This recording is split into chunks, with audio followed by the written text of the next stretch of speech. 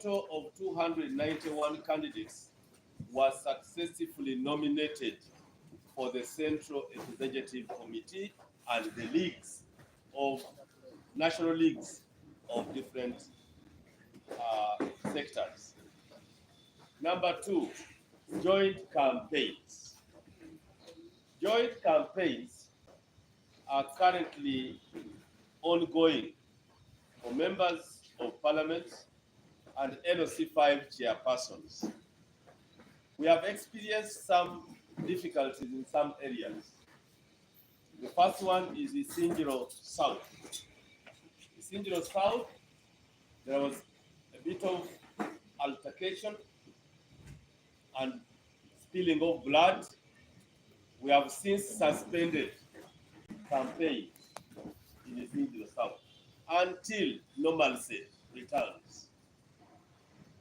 We have also suspended campaigns in Bwamba County constituency, where the Honorable Member of Parliament was roughly treated, abused, insults hurled at him. His pressure level went high and is now admitted in Aga Khan Hospital in Nairobi. Since he was a nominated candidate, it's only fair that the campaign is stopped and the normal amount of pressure will make us start until we are sure of when we must start them. We have also called for a meeting with the Isingiro leaders on Wednesday, Isingiro South, involving Isingiro South candidates for members of parliament, not LOC 5. LOC 5 can come if they wish, but members of parliament candidates, and the RDC, the head of security. Then the registrar. If the registrar cannot come, he sends a representative because he will be here handling other areas. We've also had issues in the Kalaki. We are also calling for a meeting with the candidates for MP of Kalaki on Wednesday, the 9th July. Wednesday, 9th July, the Isingiro candidates must be here, and Kalaki. The meetings will take place concurrently at 10 a.m. We are also warning politicians who are trying to bring problems in Mbale that when we get full details, we shall stop campaigns. We are still gathering evidence and more information. So all of you who are campaigning as joint, know what the candidates must tell the people. Don't talk about your friend because that's not your mission in parliament. We sent guidelines to be followed. Those guidelines may make some of them be disqualified. The Electoral Commission of the party has gone through successful story up to Saturday. We don't want tainting our processes by candidates. Individual campaigns are strictly prohibited unless sanctioned by the NRM Electoral Commission. There's a campaign in Moyo. I hope you get Moyo. People, UBC and all the TVs reach Moyo. In Moyo, one candidate has disappeared. He campaigns alone. Or when he appears, he doesn't answer questions. When a question is asked, he just runs away. And the other candidates feel it is not right. Ajumani, we've given Honorable Moses Ali the leverage to campaign alone. Please, on medical ground. We've also given some ministers who are in, out because of PDM. Campaign alone. Tororo, where I come from, the new districts have not yet come into force. Because some candidates are campaigning again along the new districts. We want to be chairman LOC 5. They are saying we cannot go to the whole Tororo. We are for a particular count, Mukuju district, for example, Mulanda district. Those districts are still a process to come. But when they come, you will definitely relocate into your area. Review of registrars. The commission will commence the review of registrars starting today, at 3 p.m. We are going to review registrars throughout the country, starting today at 2 p.m. So all complaints about registrars, all details given to us by sources of information we use, will be used to review registrars. Where we find the registrar will be replaced, we already have a back staff. We already have staff who will replace them. What I want to warn, no politician contesting should try to give us a candidate for that position. The commission has its own way of filling those positions. Honorable March will say it, but Toronto meeting is likely for the two issues of how the districts are not yet owned and also how complaints will be handled. Page 2, roadmap. We still have campaigns. Before roadmaps, let me talk about the voter register. Voter registers. We are working on the registers for this election. Can I confirm that in this election, we shall use registers? Those registers will be audited thoroughly and then sent to the villages, sent to the district and the villages. That process is ongoing. What we shall not do are the following. There will be no display of the voter register. No display. No display of the voter register. Number 2, we shall not add new names in the register. We shall not add new names in the register because the register was closed. There are those political schemers. There are those political schemers who are currently in the countryside claiming to be adding names of voters to be included in the register. We've had wind of this in Rwanda. We've had wind of this in eastern Uganda, in Bukedi. We've had two parts in northern Uganda. Please, we warn, no new names will be added in the voters register. To do that is to manipulate the register. So we shall not allow that.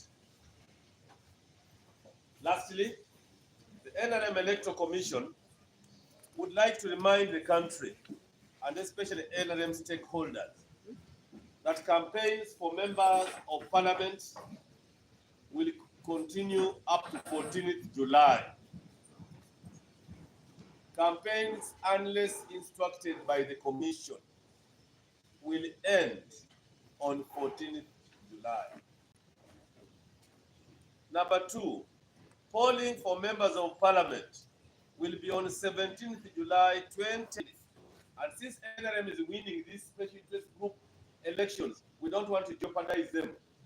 We want to win on 16th, then we have our primaries on 17th. On 18th, again, the youth election comes, we again win.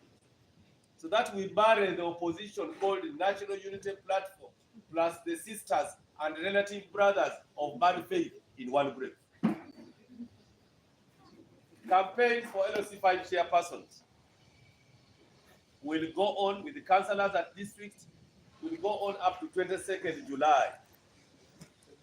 That is LOC5 chairpersons, councillors at district, at city level, at municipal, and city division. Even mayors of city divisions, campaigns will go up to 22nd July. Polling for LOC5 chairpersons remains, and councillors at district level, city level, municipal, city division mayors will be 24th July. Primaries for special interest group committees at sub-county level, 8th July 2025. Primaries for election of delegates to non-unionized workers conference at sub-county level, 10th July. Expression of interest for LOC3, 28th July to 4th August. Polling day for LOC3s, 18th August. national conference, the big one, the Nambole conference, as you call it, 22nd to 25th August 2025. Our delegates conference has 24,000 people.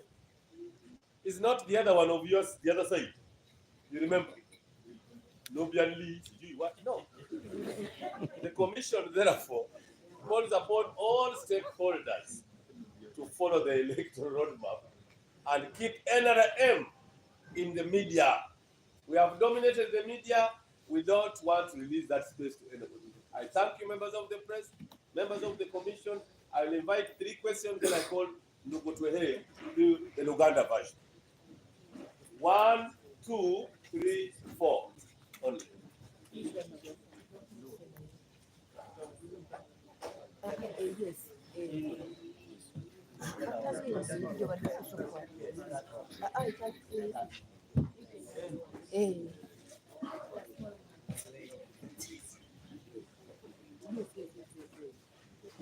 On 15th, we are not involving 15th anywhere.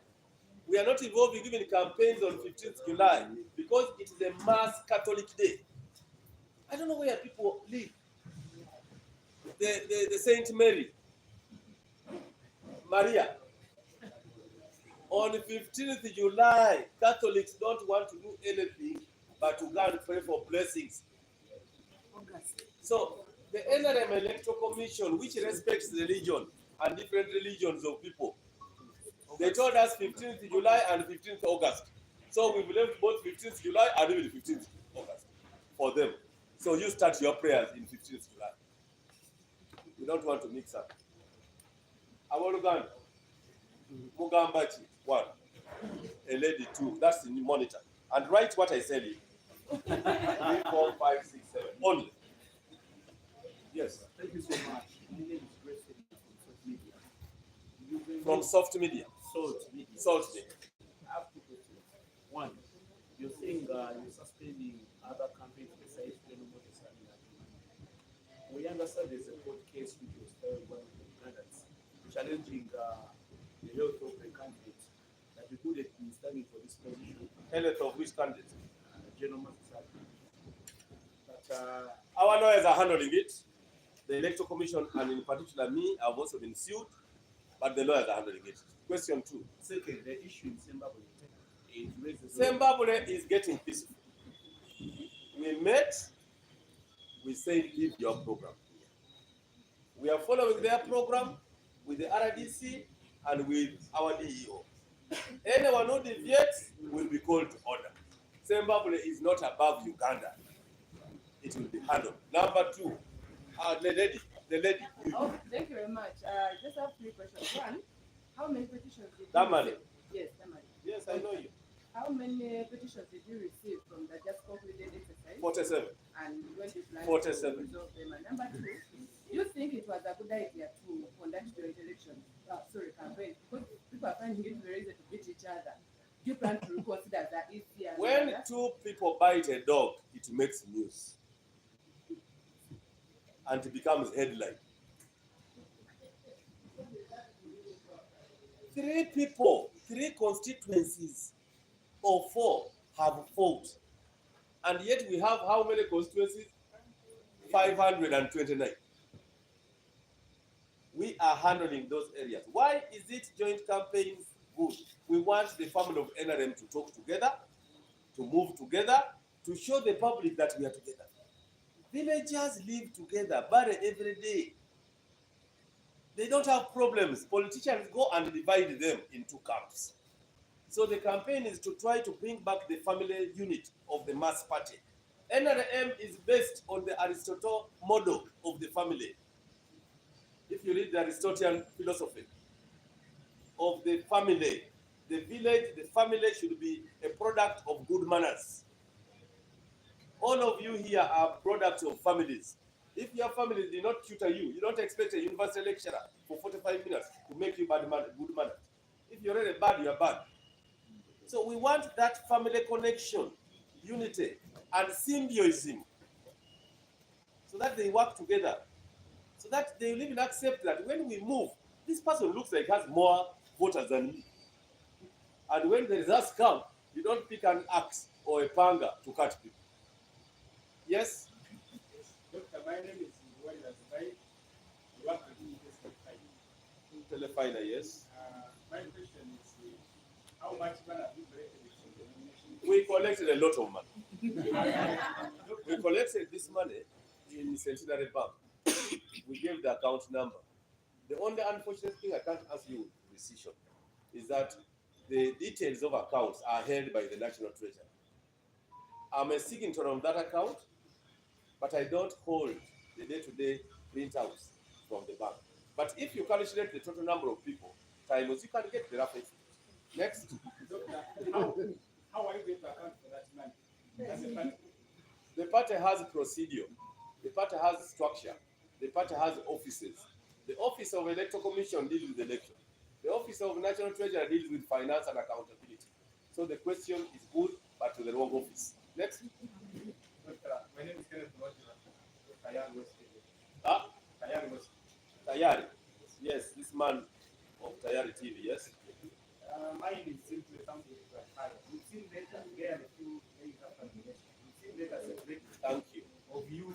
Thank you. Of you disqualifying some candidates. I have not disqualified Bosmic for team. That is forgery. I have not disqualified Bosmic for team. My personal assistant has answered that question to the press in Acholi, and they know that that is not doctor's signature. I have not altered it. When you have an issue with a candidate, you question his qualification. There is a window. You pay 100,000 to the accountant and access the documents through the legal department. That's how we've been doing, and no one has come for Bosmic Otini's papers up to now. So I disown that letter with the content it deserves. Connected to that? Yes. Doctor, my name is Judith Okunda. I work with Uganda Radio Network. Mine is also in regards to There's rain coming. Julius Cherimo. This is the former LOC5 chairperson for Buko District. I understand right now he has spent a year in Ruzira prison on aggravated defilement charges, but he paid nomination and we are told he was never nominated. I need clarification on the that. clarification, it was not by proxy. Expression of interest and picking of forms was by individuals, not proxy. You come walking on two legs. They serve you, you go back. If he's incarcerated in prison and paid 2-3 million, he's thanking the party for being there. Can I refuse him? Others paid 20 million for presidential, but they only didn't even come with a nominator. Their forms did not even come with nominators, no seconders. What business do you have with that? Lastly, My name is Stephen Mumza. I work for PDOS. First of all, you must wait for that man. Yes. Continue. about CDO. I call it CDO leaders, the entire of CDO South. The single South constituency. Again, we are witnessing the intervention of some soldiers in the NRM right now. Yes, we have very ugly reports about the involvement of soldiers. UPDF in Ibanda. The complaint has been registered and we have written back, warning that soldiers should not be brought. If you have a bodyguard, leave the bodyguard. But these were soldiers from a neighboring barracks. I think it was wrong. The one from Moisinjiro has a lot of security connotation with the cattle belt and stealing of cattle. But we still have restricted them up to where they can stop. Yes. Raymond, you spoke about voters list. I remember last time you said Just a minute. you're going to issue voter slips. Is your plan still on? The voter slips is our internal mechanism. With or without it, we shall still manage. But once we get finance, we know what we shall do. Yes. And then about your campaigns, you still say that you're going to give the candidates public assistance. But what happens right now is that if I'm a candidate, as a candidate, and have my public assistance, after speaking, I say the power is gone. Yes. So what is happening right now is that Yeah, it's unfortunate that our budget delayed. We hope to get the money today or tomorrow, and we shall definitely send it back to them. We are very unfortunate. We are very sorry for that. In some areas, candidates switch off others. We are very sorry for that, and we want them to have. If you want to be a member of parliament, really, can you behave like a member of parliament? What sort of MP are these people going to? That you switch off your friend when it comes. Thank you. That's it. Thank you, Doctor. Actually, my concern is still about this. You're concerned about the civil house. But also the single house, like my colleague has said. The hammer we shall put on a single south will warn a single north. Will warn Ukanga. Would we also call the single house? Can I discuss what I know? Can I answer your question to your satisfaction? And if you're not satisfied, you also have the freedom to go home. The hammer we shall lay on a single south will warn not that you try, it will be harder. Even Bukanga will fear. Yes. CBS. Yes. The issue of registrars. You talked of, when we are here with the president, you say there are 14 registrars that have been replaced. There are 13 registrars to be retired, You talked not of displaced. there is the number you say But I'm the author of my document. 13 registrars have requested to retire. Some of them on account of health, others on account of age, others feel they have served. We are having a meeting this afternoon to review all registrars, and by tomorrow, hopefully, we shall declare a list of new registrars to handle this. Thank you. Honorable Treasurer, please. This somebody, and we are going to receive all. Yes. Excuse us, please. Don't disorganize our press conference when Luganda is coming. When? Saja kama kwa hiyo. Ndokodo. Luganda sio na roho. Roho ni mkuza na rusomera wa. Luganda sio na roho. Njya kutandika nga chairman we yayogedde nga mbeebaza nnyo mwenna ab'eggwanga naddala okubabuulira nti twamaliriza entegeka y'okuwandiika abantu baffe abeesimbyewo era ne tubasimbula bagende batandike okunoonya ddala obululu mu bitundu byabwe. Kampeyini ez'awamu teeka lyateebwawo ekibiina nga constitution bwegamba ey'ekibiina. N'olwekyo abo batandise kwetambuza bokka teri muntu akkirizibwa okugenda yekka kukola kampeyini okuggyako ng'aweereddwa olukusa okugenda yekka kukola kampeyini nga bwe twawadde olukusa n'ekitiibwa Maurice Ali okusinziira ku kusaba kwe. N'olwekyo tekikirizibwa. Ekyokugenda wekka tekikirizibwa. Etteeka lyaffe ery'ekibiina ne constitution bwegamba naffe ng'ekibiina twawadde ebiragiro ebikulembera amateeka agakulembera okulonda. N'olwekyo teri muntu akkirizibwa okugenda wekka okuggyako ng'olusa lukuweererwa mu buwandiike ekibiina. Ekyokusatu twawuliddeyo obuvuyovuyo naddala mu kitundu kya Isingiro South, mu kitundu kya Karachi n'ebitundu ebimu byesiyogedde wano. Tugenda kubikolako era Isingiro twabayise mu lukiiko olw'omwezi 9 olwokusatu bajje wano. Waliwo n'abalala be twayise bajje. Abamu ku abo ba Karachi, Moyo, Ajumani n'abalala Tororo, Wamba County. Abo bonna twawulidde nti waliwo batambula bokka, naye ekitundu kya Bwamba twayimiriza kampeyini kuba omu ku beewandiisa ate n'afuna obuzibu mu kiseera kya kampeyini ne tuyimiriza kampeyini okutuuka bwe tunaamala tuula tulabe ki ekyokukola. Ba registra basaabawandiisi b'ekibiina abakulembera obululu mu districts zonna. Tulina abamu 13 abasaba kuwummula wadde tubadde tutunabawummuza. Waliwo n'abalala be tulowooza nti bajja kwetaagisa either kukyukakyuka oba kuwummuzibwa kusinziira ku nkola yaabwe. Olwaleero saa 9 tugenda kutuula tusalemu njereki gye tubasiibula beetaaga kusiibulwa, oba tusalemu njereki gye tukyusakyusamu kusinziira ku buli omu enkola gy'alina. Register tugiyita ki mu Luganda? Enkalala z'abalonzi. Enkalala z'abalonzi tulina enkalala z'abalonzi naye kati tukyamaliriza okuziwandiika n'okuzitereeza bulungi era tuzisindike mu district akaruuru nga tekanateerwa. N'olw'ensonga ekyo tetujja kuba n'obudde obw'okuwanika enkalala z'abalonzi mugende mwekitulemu. Naye kye twagala kubakakasa tewajja kubaako okukyuka oba okwongeramu amannya agatalimu mu regisita okusinziira ku kiseera kye twasibira regisita. N'olwekyo balowooza bajja kuwandiika oba bajja kuwandiikibwa oluvannyuma, ekyo mukyerabire.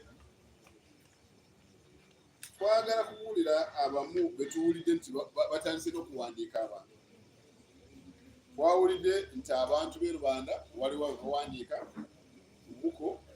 Twawulidde nti abantu b'Embale bo ate bo batandise kukola kampeyini nga balowooza nti Tororo yasazibwamu emirundi 3. Ekyo tekinaba, mukigumiikirize okutuuka paalamenti weerisalirawo. N'olwekyo mwe abalizi Tororo nga mukola kampeyini olowooza ojja kugenda mu kibuga ekirala, ojja kutuuka ekiseera kakukube. N'olwekyo genda mu Tororo yonna oba mu konstituensi y'omu Tororo n'omunoonya kalulu. Mbale tuwulira nti Mbale waliyo abeeyombayombesa, mwetereeze nga tetunayimiriza kampeyini zammwe. Ekisembayo twagala kubabuulira enteekateeka bw'eri naddala ey'okukuba kampeyini n'okulonda n'ebinaagenderako. Nja kusooka n'ekisembayo enteekateeka n'omutaayiika ey'okukola olukungaano olumalayo lwe tuyita National Conference. Abalala bwe bateera kuyita olwanamboole, olwo lujja kuba ennaku z'omwezi 22 tuuka 25 omwezi ogwa August. Kampeyini z'aba abanoonya bululu naddala obwa paalamenti ezo zatandise dda naye zijja kukomera ennaku z'omwezi 14. Abagenda kunoonya kalulu ba kampeyini okuyita ku mwezi gwa nnaku 14, ekyo tekikirizibwa. Akalulu kajja kukubirwa ennaku z'omwezi 17, si 16 nga bwe twali twogedde luli, kubanga 16 waliwo akalulu ka National Electoral Commission, ekyo yekiyita eya byabakama, justice byabakama, akagenda kukolwa aka SIG Special Interest Groups. Kampeyini ez'aba chairman ba ssentebe ba LC y'okutaano, ba kansala ba district, ba kansala ba municipality na city division mayors, ezo zijja kukomekerezebwa ennaku z'omwezi 22 era kati zigenda mu maaso. Ennaku z'omwezi 24 bagende ku kalulu era kuva 22 ssaawa 12 tuuka 24 teri kampeyini. Mugende mutereeze abantu bamwe mu budde bajje 29 babalonde oba basuule, ekyo nakyo kigwe. 24 kigwe. Primaries z'obukiiko bwaffe bwe tuyita special interest groups ennaku z'omwezi 8 July kugombolola.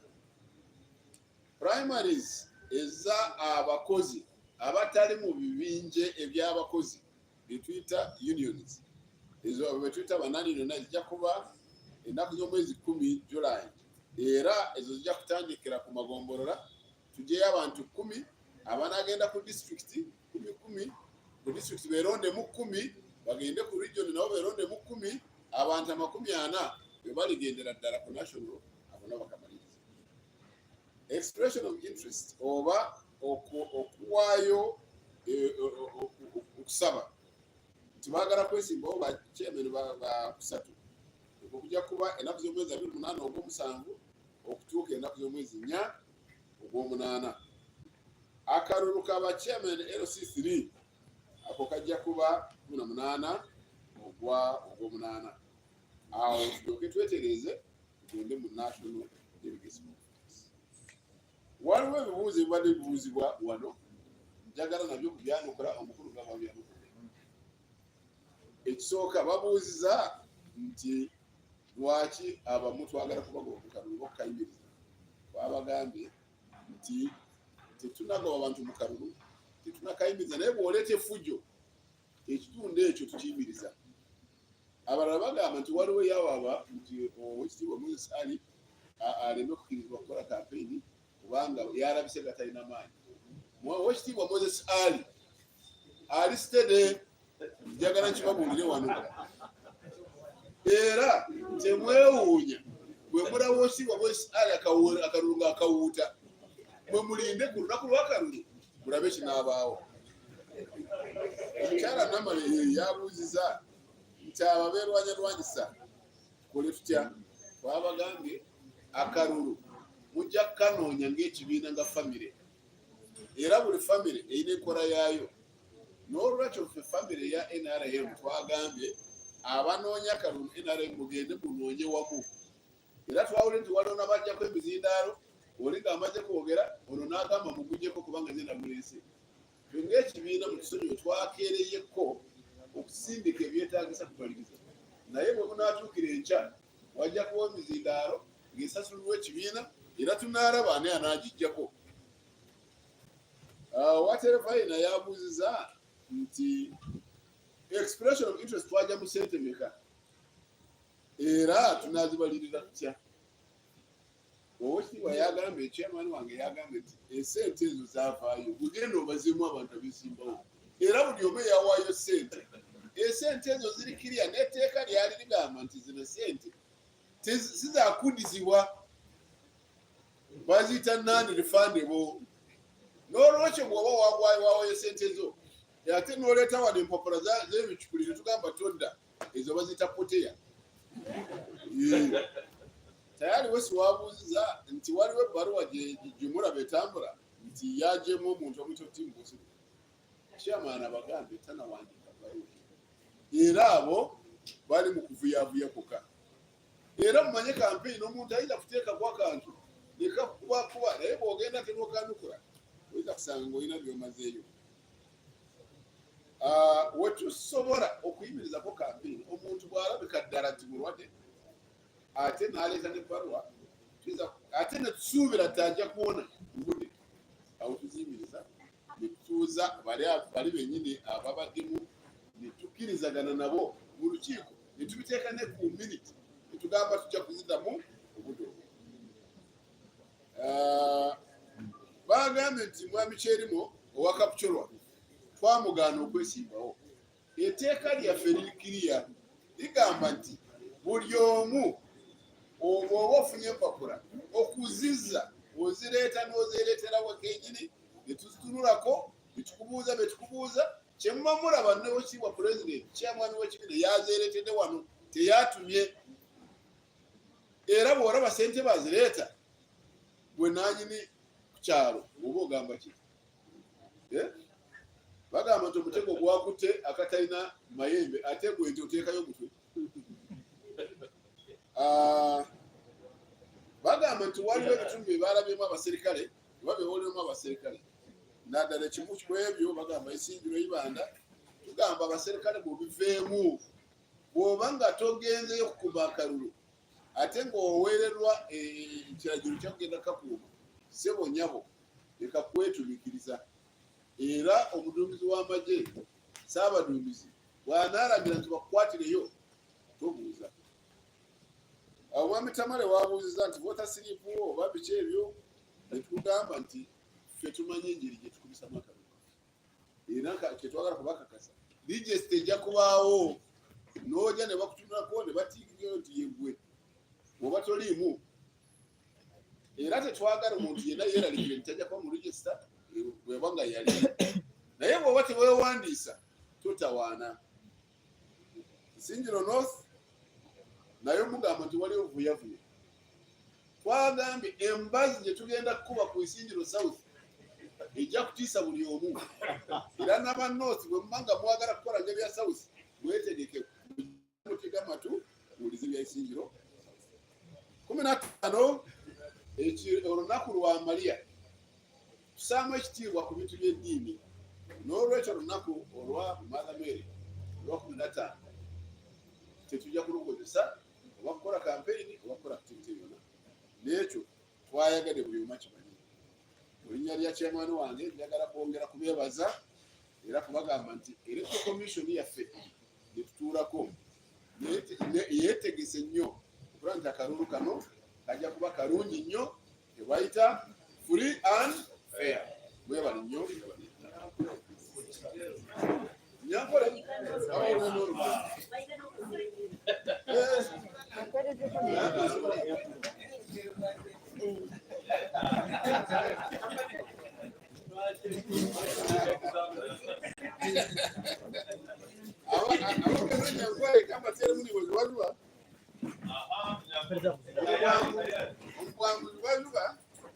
nenda kubamanyiisa ngu okwakira empapula zabeesimbiraho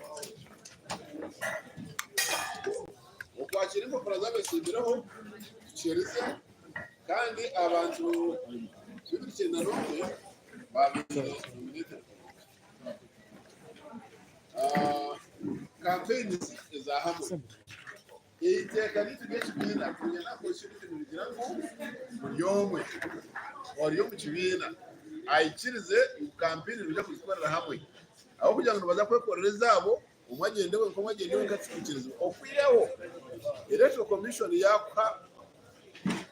yakorusa luli omu buhandiike korutweireho kitirisa Moses Ali hanyuma yo kushaba kandi tukamuheza omu buhandiike kurire ovuyo munonga omuri isingiro south campaign zabo tuzemerize kandi twagaruka twabetana hanuya urwa kashatu twayeta registrar twayeta RDC n'aba candidates okubamanyisa okuturatwaza Karachi nabo tubesirana ebiro 9 urwa kashatu Bwamba county twemerize campaign zabo kugira ngo omwe ahaba kandi sarwire kandi yatwarwa mu irwaro tutekateka kumukuratira tumanye turagarike tandika campaign ezo ombichweke bimwe na dara Tororo na dara Mbale abo mu babintu bagamba ebitakushoboye Tororo tekabire district tekashazi mu district nahabwe umuteko campaign mu district yona waba nonda karura ko mukazi ningo wanonda karura kachema muitegereze isi kweresharwa mu murisharamo byasira guidelines zitu ziriho kandi mwaziteganisa abantu mujya kutarira mu tubasana kubabingamo ubutari twabahandike teka yero campaign za member of parliament nizija kukwa 2014 kandi akaruka kabona katerwa 2015 bitari 16 bitwabire tandikira kubanza 2016 harakaruruka bariya abantu mu special interest groups ninga shaba kazi ninga shi aba ninga shaba gurusi nabo cyo tudakora idobe ba chairman ba katando ba mayor na ba division na cities ba council wa district akanyu nimujya kwemereza kuheza campaign birabe na biro byo kwamushanju rero ebirabe na bina muratera kamwe yarenga biro na biro twakurira ngo rino rutera campaign tujya kutaho munugo primaries za special interests ahagomborra nijya kubira 8 kandi primaries z'abakozi abatari mu bibina by'abakozi abo twakweta non-unionized ezanjija kuba ebiri ku byo kwa mushanju tandikira amagomborra twaheze kwa amagomborra abantu kumabo bije baragenda district bakagenda region bakayihamu abarije kwatanasa nabandi tera karuru aka general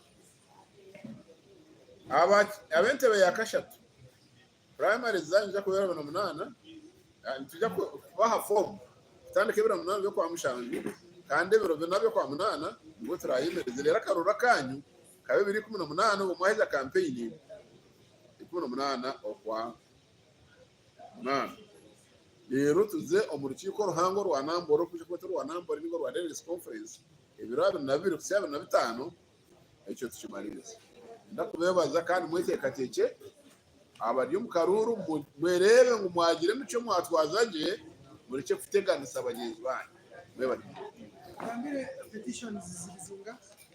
tungire ko kwetombo ito abantana na mushanju kandi ezo turunsi maririza abakwenda ababere no bagamba ngo papara byabagenzi babo tibishikire mwine urusa mwine bugabe kwija muketerere nduru rero papara byo kwija mweterere nduru byo kuzo wakamutantu witashashire mutwari 10 orabo warigo kebara papara byo bitunge butunu obirebemu ogendo ngiro tibwen hatisebo okabihe ngo ine papara reba mbe byawe tibikire twakutabariza kotanye beto kwija kushitaho nduru kandi utakacerere mwebare